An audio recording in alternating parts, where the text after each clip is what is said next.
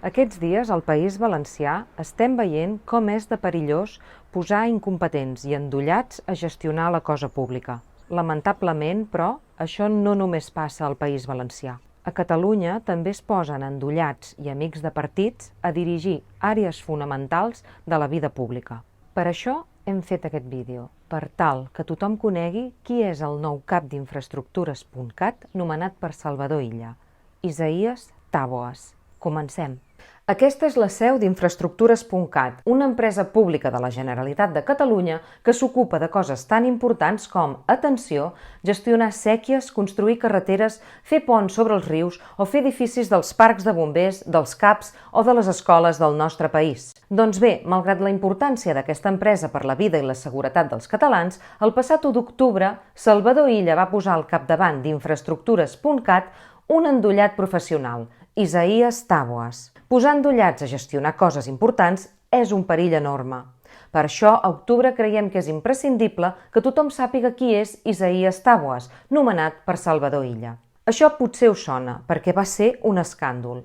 El 20 de febrer de 2023 va haver de dimitir el president de Renfe per un error en el disseny d'uns trens que no cabien dintre els túnels per on havien de passar. El president de Renfe era Isaías Táboas, i la pregunta és: per què ara Salvador Illa ha posat Isaías Táboas a dirigir i gestionar totes les infraestructures de Catalunya?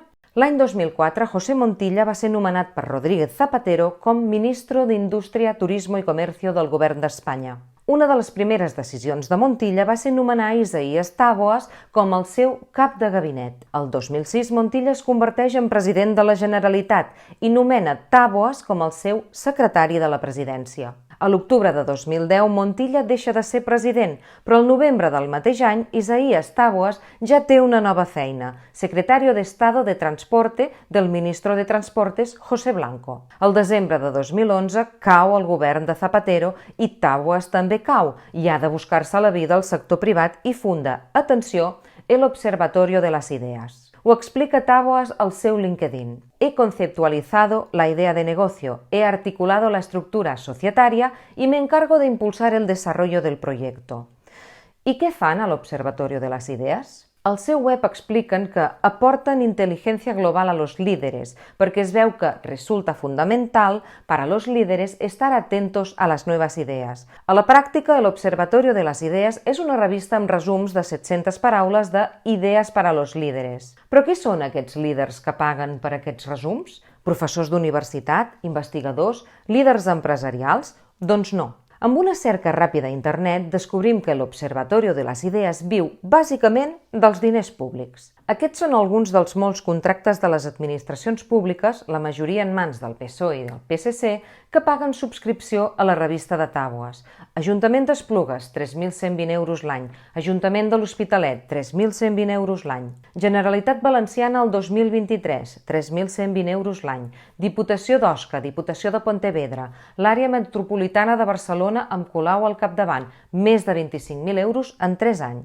La llista és molt més llarga. Després en veurem més exemples. La qüestió és que el juny de 2018, José Luis Ábalos, que llavors era ministre de Transports, torna a oferir a Táboas un sucós sou públic, president de Renfe. A partir d'aquest moment, Táboas passa a cobrar un sou de 179.970 euros com a president de Renfe, mentre el seu Observatori de les Idees continua passant la gorra per ajuntaments, diputacions i entitats públiques controlades pel seu partit. Com a president de Renfe, Táboas és un crac.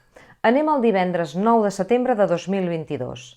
Aquell matí la xarxa sencera de Rodalies va caure i el país es va convertir en un caos absolut.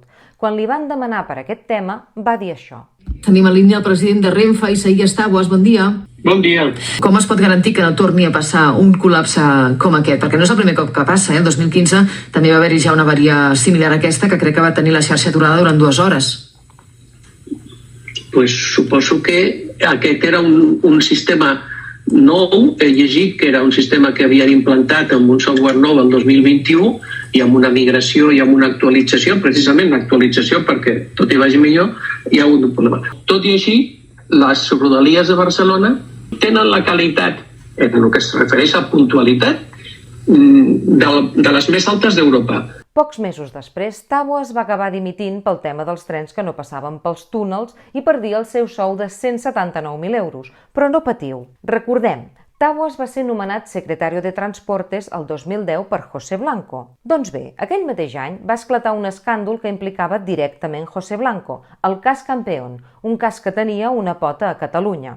La cosa molt resumida va anar així.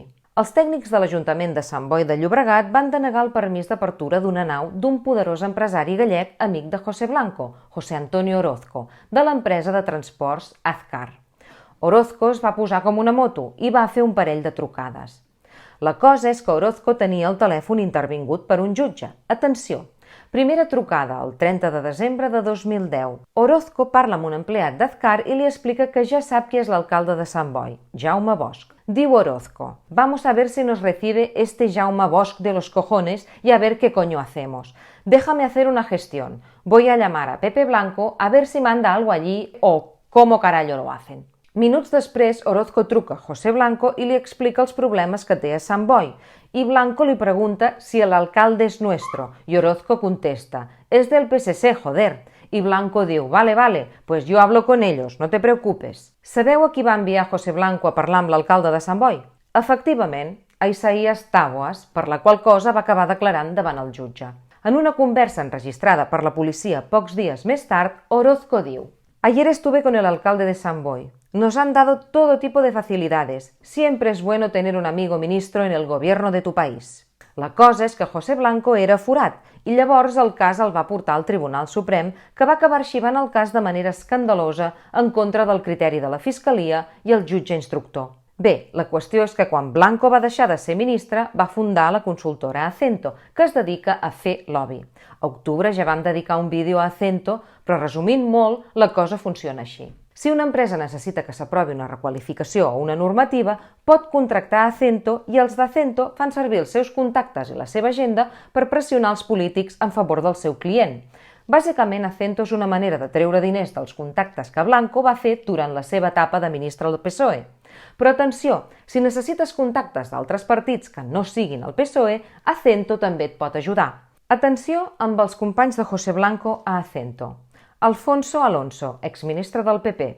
Miquel Gamisans, exalt càrrec d'Esquerra, estretament lligat a la direcció de TV3. Tots plegats posen la seva agenda al servei de qui pugui pagar. Ja ho va dir Orozco: «Siempre es bueno tener un amigo ministro en el gobierno de tu país». I què té a veure tot això amb Taboas? Doncs que quan va dimitir com a president de Renfe, Taboas va demanar autorització de compatibilitat per treballar, atenció, a Acento amb el seu antic cap, José Blanco, amb qui ja havia treballat el 2010. Però just quan Taboas intentava fitxar per Blanco, va esclatar un escàndol que esquitxa de ple Acento. Sabeu que el PSOE va expulsar Ábalos per l'escàndol de les mascaretes i del seu guardaespatlles Koldo García, oi? Doncs bé, la investigació policial d'aquest cas revela que Koldo García es va reunir 8 vegades amb la cúpula d'Acento entre el 2018 i el 2021. Ja se sap, siempre es bueno tener un amigo ministro en el gobierno de tu país. En aquest cas són 2 ministres, José Blanco i José Luis Ábalos. I què tenen en comú aquests 2 ministres? Que tots 2 van ser els que van fitxar Isaías Taboas, un el 2010 i un altre el 2018, per moure fils al Ministerio de Transportes. Quan va haver de dimitir de Renfe, Taboas va voler entrar a Acento, però l'escàndol de Koldo va frustrar el fitxatge. Però no patiu per Taboas perquè aquest cop tampoc no quedarà tirat. Finalment, al juny de 2024, Taboas es converteix en secretari general del Consorci de la Zona Franca, un ens dirigit pel socialista Pere Navarro. Un altre cop, Taboas en sortia airós. Per cert, hem revisat el web de transparència del Consorci de la Zona Franca i hem trobat una cosa superinteressant. Només entre 2019 i 2022, el Consorci de la Zona Franca va gastar un total de 48.000 euros en subscripcions a les revistes editades per l'Observatorio de les Idees, dirigit per Isaías Taboas. I aprofitant que tornem a parlar un altre cop de l'Observatorio de les Idees de Taboas, atenció! Al febrer de 2024, José Blanco va fitxar per Acento a aquest senyor, David Cierco Jiménez de Parga. Fins aquell moment, Cierco era al càrrec de l'agència Red Punés del Ministerio de Economía del Gobierno d'Espanya.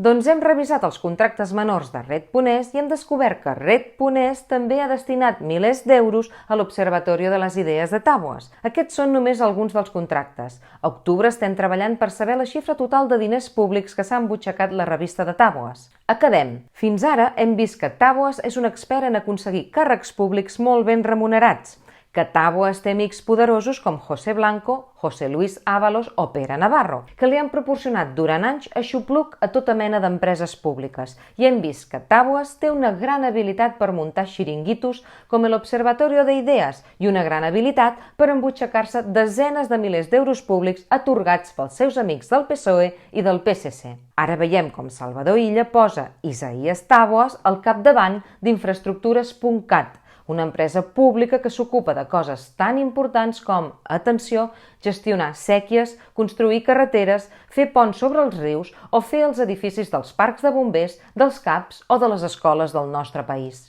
A octubre creiem que és molt escandalós i molt perillós que la Generalitat de Catalunya posi coses tan i tan importants en mans d'endollats com Isaías Tàboes. Per això hem fet aquest vídeo. Si t'ha semblat interessant, passa-ho.